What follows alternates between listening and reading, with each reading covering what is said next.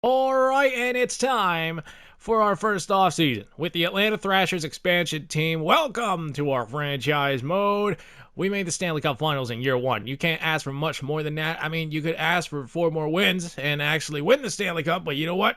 We were close, man. We had a successful season in year one, and I like it. Unfortunately, Toronto's stifling defense apparently was able to stop our offense, which is ridiculous, but it is what it is. So let's see if we can fix our scoring woes a little bit here in this offseason. If not, I'm going to be a little bit annoyed, but I think we'll be competitive anyway next year. Let's continue. Let's just go. The retired players, everybody that's really old is probably going to retire. All right, we get it. Let's go to the NHL entry draft. Now, our scouting kind of failed us, so we don't have that much information on the lot of the top prospects, but it's okay because we don't pick until 31. Oh, hold on. Sammy Kapanen? No, Samu Kapanen.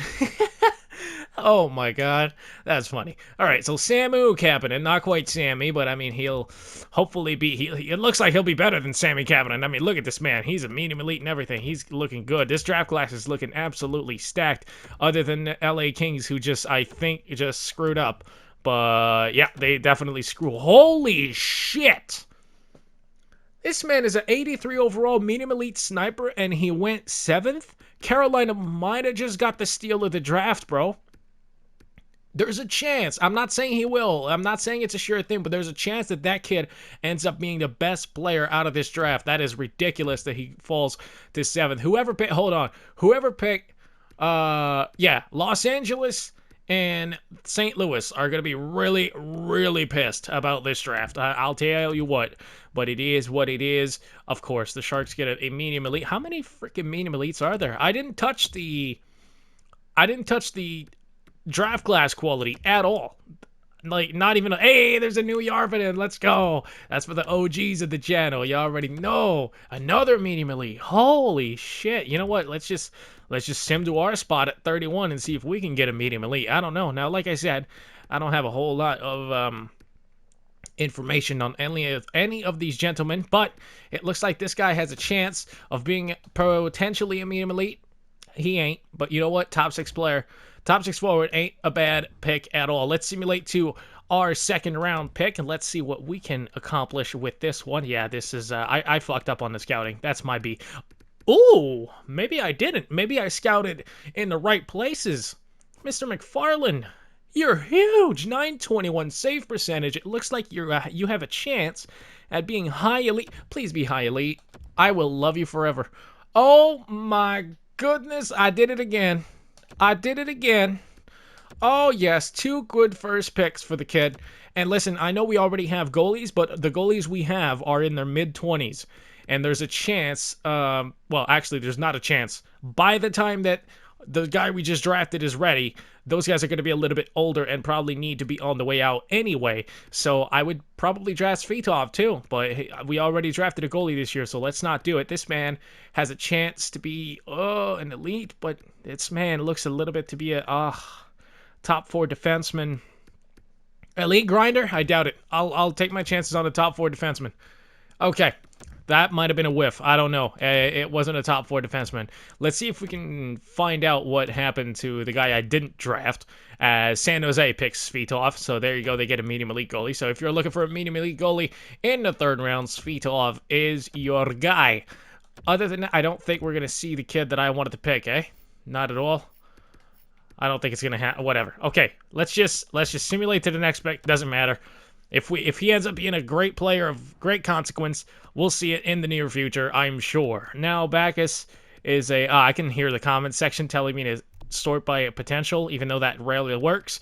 But we're going to sort by potential instead of central scouting, and it looks like we don't know jack about any of these gentlemen, but this guy has a higher likelihood of being low elite. I don't like the sounds of that at all. Okay, whatever. Oh, right. We'll just pick the highest potential guy because, like I said, I could hear the comment section already. And, okay. All right. Top 60. Not a medium elite, but, like, top 60 is okay. That's not bad, especially considering where we drafted him. So let's just keep this strategy going. Sort by potential, and we're going to go, you know what? this guy. Please be an elite. Sato. Please? Okay. Sick. Low top 6. That's fantastic. It's just, Alright, you know what? No, actually, you know what? We're gonna let our scouts take care of the rest of the draft for us. I took care of the first couple of picks. I'm pretty happy with what I did with the first few picks. If the later draft picks turn out to be great, like if we drafted some gem that's going to end up being like 85 overall, then I'll take credit for putting it in the hands of the scouts, all right? So don't you ever get it twisted. That is my doing. All right, now the re-sign phase is fun because we have $13 million of cap space and our entire core is locked up, except for David Perron. And that is good. Usually I would not be a big fan of having everybody locked up. You want some form of flexibility. However, we just made the Stanley Cup Finals, so I'm happy about it. Now, the big question is, do we bring back David Perron or not?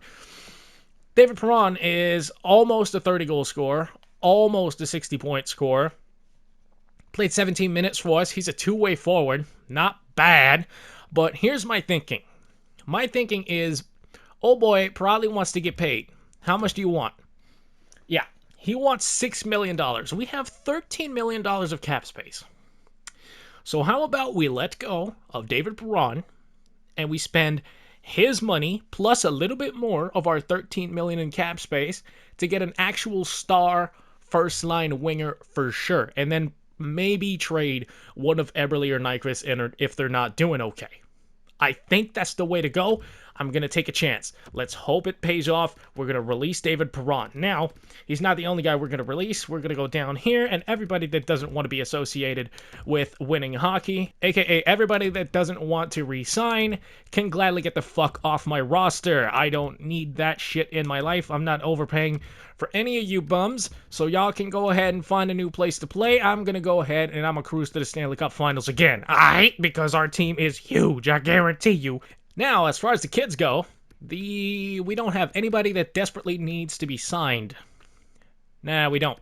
We can hold the rights of party again for another year, and it looks like he's actually developing a little bit. He's a 69 overall. First of all, that's nice. Second of all, he's not going to be that great if we play him in the AHL. At 69, there's a chance he's going to get lit up, and look at the numbers he's putting up in the U.S. developmental program. I think the best play for him is to keep him there, don't sign him, hold his rights. We're going to sign him next season, and hopefully that allows him to grow as much as possible. Because he's going to be like a third-pairing guy that gets torched in the AHL, and that's not what we want for our prospects, okay? We don't want them to get torched. We actually want them to do well and develop as contributors to a good team. So I feel like that's pretty good. Okay, looking at our goaltending situation, everybody, basically all we need is a backup goalie for the AHL squad because our rookie, we're not going to sign him again. He's 48 overall. If we sign him and play him in the A, he's going to get absolutely lit up, and we do not want that because he was posting numbers back in the U.S. developmental system. So we're going to go ahead and do that, keep him there, hold his draft rights. I think that's pretty much the decisions that we had to make. Now, I don't know why I backed out of this, but we do have some decisions to make. First of all, Troy Stetcher. Troy, you are an 81 overall player. You had 15 points for us in 12 minutes of ice time per game. You were plus 10. You were actually pretty decent. Not gonna lie, Troy, you're pretty decent, but I feel like I can sign a better version of you, though. That's the thing. Oh, and you want a big contract for somebody that's just gonna play like 10 minutes a night. I don't know what to do with Stetcher, man. I like Stetcher in real life too. I think he's a decent player, but I don't think he's worth that much, man. I think we let him go, and if we're gonna spend that much on his roster spot, he better be producing more than 15 fucking points, mate. All right, Nola Chari, we definitely want to bring back because it's Nola Chari. He was a big contributor for us. Let's see if we can save a little bit of cap, just a little bit, just one notch down. Give him the exact same years and everything. Val Nichushkin. Unfortunately, I don't think you played for us, Val. No, you didn't. That sucks, but you can be a big chonky boy on the bottom six if you're willing to play ball with us and go a little bit down. We're gonna nickel and dime these gentlemen so we can sign a big star and replace Troy Stetcher in free agency. Patty Maroon, what do you want? You want a 3-year deal? Yeah, no, I'm not giving you that. You're too old. Goodbye, Patrick. I love you so dearly, but that's just too much. I can't afford it. All right, Jack Johnson. if I remember correctly, yes, was an absolute beast down in the AHL. So it wouldn't be ideal, but if we can't sign a replacement for Troy Stetcher, he can play third pairing minutes for us. And if not, ideally, he'll be an AHL defenseman and absolutely light it up like he was doing last season. So, 1.5 mil. Let's try to nickel and dime him for 25K on the cap space. I don't know. Martin Ferk was a pretty damn good player, I think, as well. Yes, almost 60 points for us in Burnaby. So we're gonna go ahead and re-sign him for his 1-year contract that he wants. Other than that, though, I think that's pretty much what we wanted to do. Yeah, we're just going to go ahead and advance today. I didn't need to back out for that, but I did, whatever. Nichushkin re-signs. Let's go. Achara re-signs. Big dubs for us. Martin Ferk, yup. Johnson, yup. Huge. All right, so that is the re-sign phase. Everything went according to plan. We nickeled and dined for probably like 150 grand total, which is huge. That might help us sign somebody. I don't know. We're going to have to wait and see how that goes, but let's see who is available in free agency. Oh, I'm excited. Morgan Riley wants $13 million. Jesus, Morgan. You want to get paid, son. Oh, Leafs fans and Kyle Dubas are quaking in their fucking boots right now. That is a lot of guap for one Morgan Riley. Now, listen, he's an elite defenseman. I'm not saying he isn't. But yikes, that's a lot of cash, bro. That is a lot of cash. I don't think there's any, like, superstar wingers, though. Like, I'm talking superstars. I thought Ovechkin was going to be... I thought Ovechkin was a pending free agent, but it doesn't look like he was. Philip Forsberg, though, I don't know if I want to sign Philip Forsberg to that kind of money. I don't know. He's at 86. Oh, he scored 37 goals, though. Shit. Man, Philip, if you can do that for us... Oh, that's a lot more goals. Look, it looks like the same thing as David Perron, but he fits on offensive line 1 according to this, which is huge. Power play 1 according to this as well. 40 goals, man. That's almost 10 more goals. That's actually 9 more goals precisely than David Perron, and a few more assists, I believe. He was a plus 15 playing 22 minutes a night. Oh, that's a lot. That's a lot of money for Forsberg. I'm not a big fan of that. Can we have other options? Ricard Raquel, good player. 56 assists. Oh, 23 goals. I don't think we need that in our lives. As far as Jaden Schwartz, I'm a big fan of Jaden Schwartz. I'm a huge fan of Jaden Schwartz. Only 24 goals for him though. We can get that production out of Perron, to be honest, but you know what?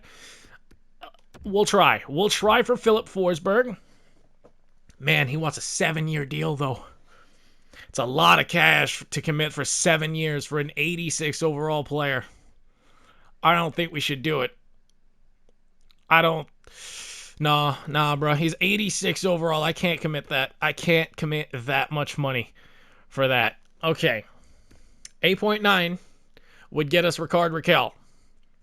It's a $9 million deal. That's still a lot of freaking money, man. Oh, and as soon as he starts dropping, it's a wrap. He's no longer going to be a first-line winger. I think we just get Perron back.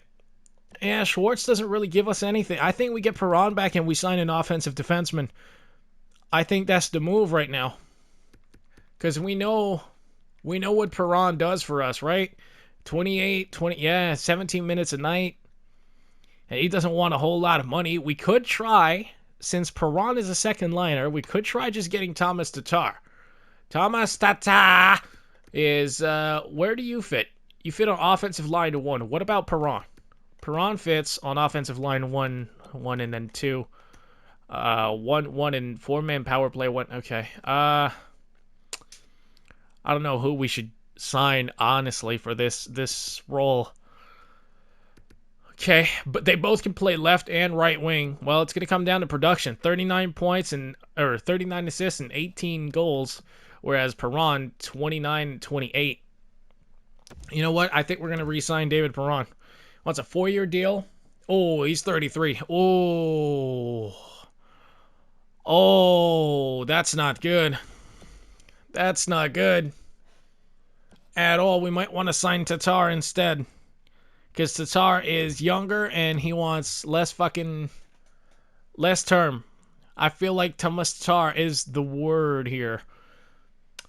5.9 is a lot, but we'll see, man. We'll overpay a little bit. 4 years. If not, we can trade him. We can also trade Jordan Eberle or Gustav Nyquist if they don't fit the bill. But it's never a bad idea to add talent. Now, let's look at defense. I feel like we can add a good offensive defenseman. Not a John Klingberg. John Klingberg probably wants dough. Yeah, he wants $12 million. I don't have that kind of cap space, John. I just don't, so you're probably not even interested. Okay, it's fine. Giordano is huge. I would like to avoid getting another two-way defenseman, though. We have a lot of two-ways, so if we can find an offensive guy, see Sammy Vatanen, that's not bad. Offensive guy, that would probably be the best for us. Yeah, Boychuk is a defenseman guy. Rip Johnny Boychuk, dude, that sucks. Calvin DeHaan. I know we just had him, and we just traded him, but I think he can do a better job than Troy Stetcher was doing. Honestly, what did you do? Yeah, he does a better job than Troy Stetcher. So we'll sign Calvin DeHaan. You want what? You want 5 years? Boys, I don't think we're signing anybody if that's the kind of contracts they want. Sheesh. Jesus, man. That is fucked. Okay, if we're going to sign somebody and commit big money, I feel like Mark Giordano has to be the man. He only wants a 2-year deal at set. Yeah, Mark Giordano has to be the man. You produce, right, Mark? Oh, yeah, 45. Yeah. We're going to double down on our defense-first strategy. That's what we're doing. $8 million for 2 years from Mark Giordano. Listen, it's a 2-year deal. It's not going to hurt us nearly as much as signing a 33-year-old to 4 years, okay? It's a 2-year deal. He's 37, though. Mark, let's do something fun. Let's do $9 million for 1 year. How does that sound? Can we just round it out, though? $9 million for 1 year. Please, Mark, please. I would love that. That would be the best. If not, I kind of screwed us, but it's okay. It's okay because we'll just sign a greater free agent next offseason. You know what I mean? We don't need to sign everybody today. Yes, go, boys! Mark Giordano is coming to Atlanta.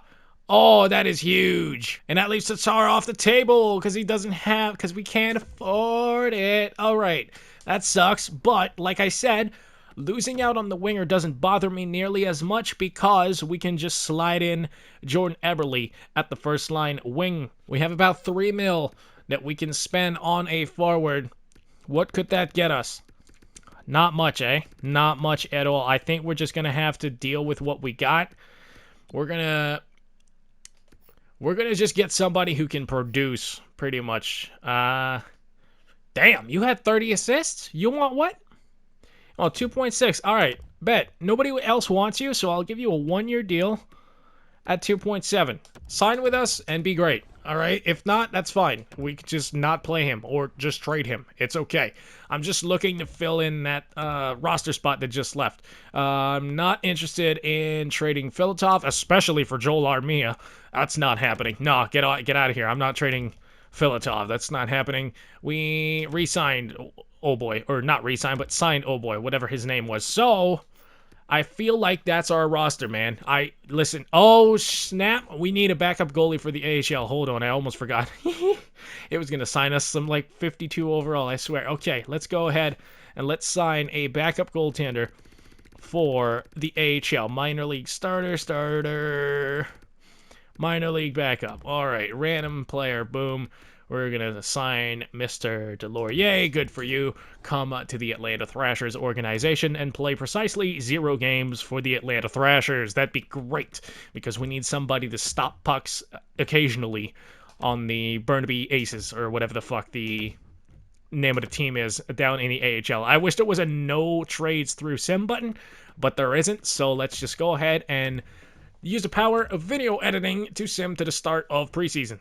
So these are the lines that we are going to go with on the Atlanta Thrashers. Actually, one last check. Okay, that wouldn't help the chemistry. So these are the official opening night lineup notes for the roster. Look at us, man. We have Voracek with Zibanejad and DeBrusk. DeBrusk, I want to put him on the first line. I could put him on the second with no changes to chemistry, but I want DeBrusk to maybe hopefully grow a little bit past his 83 overall. He's a top 6 forward. He can go up to like 85 if he plays enough. So I'm hoping that'll be the case. As far as the second line goes, Beauvillier, Ebbs, and Hyman. So Hyman does get the top 6 time that he probably deserved last season. I mean, look at that. He did that playing on the fourth line most of the year.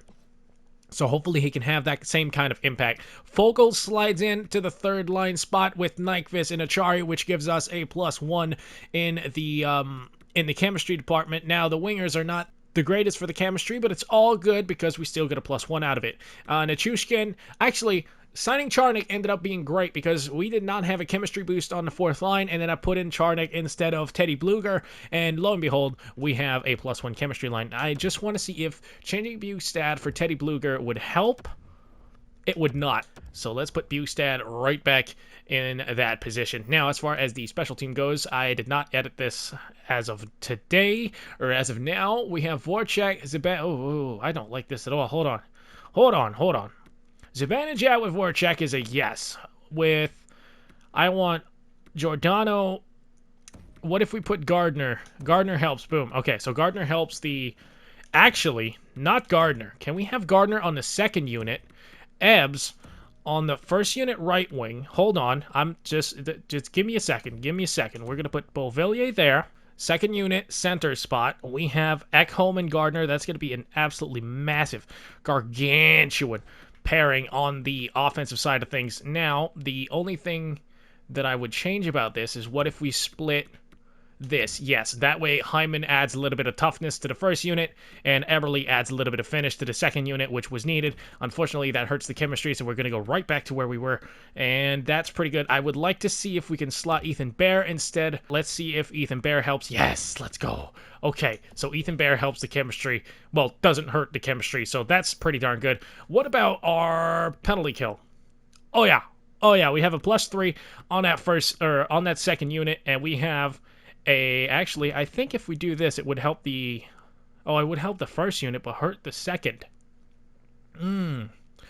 I mean, I guess the first unit is the one that starts, so boom, we're going to do that and give Hyman even more playing time because Zach Hyman is a grown man and he deserves it. Okay, as far as the defense goes, we have, once again, +3 on our bottom two pairings. We don't have a +3 anymore on the top pairing.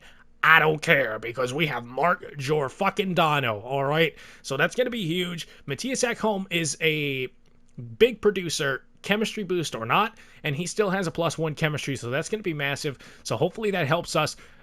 Ethan Bear did not really progress at all in the offseason, but hopefully he can finally progress a little bit here with the fact that he's still, once again, on the second pair and the special team time that we gave him. I just want to make sure. Yes, it is first P time for Ethan Bear, so that's pretty good. Now, the goaltenders, we have our boy Antti Ranta at an 86 and our boy Mackenzie Blackwood at an 84, so they're going to be running a tandem. Our scratches are Jack Johnson and Teddy Bluger, two former Penguins. That's funny. All right, let's back out and let's do this.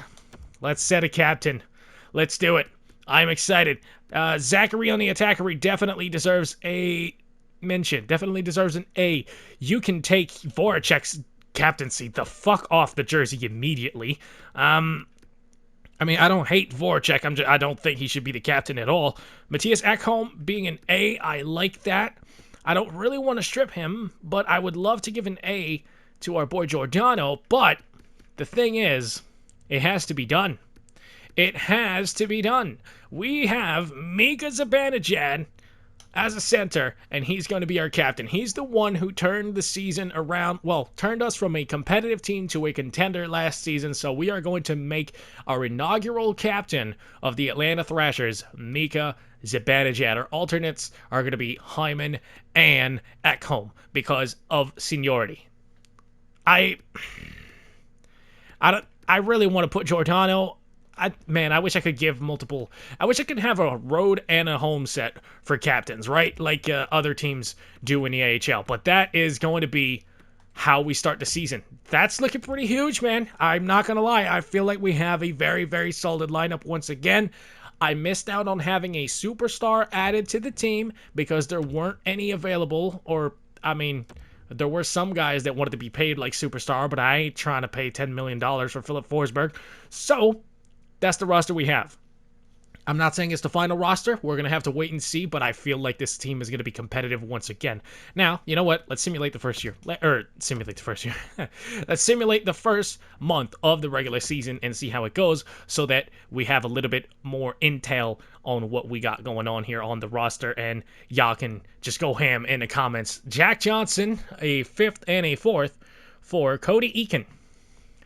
That's not a bad trade by itself, but we don't need Cody Eakin.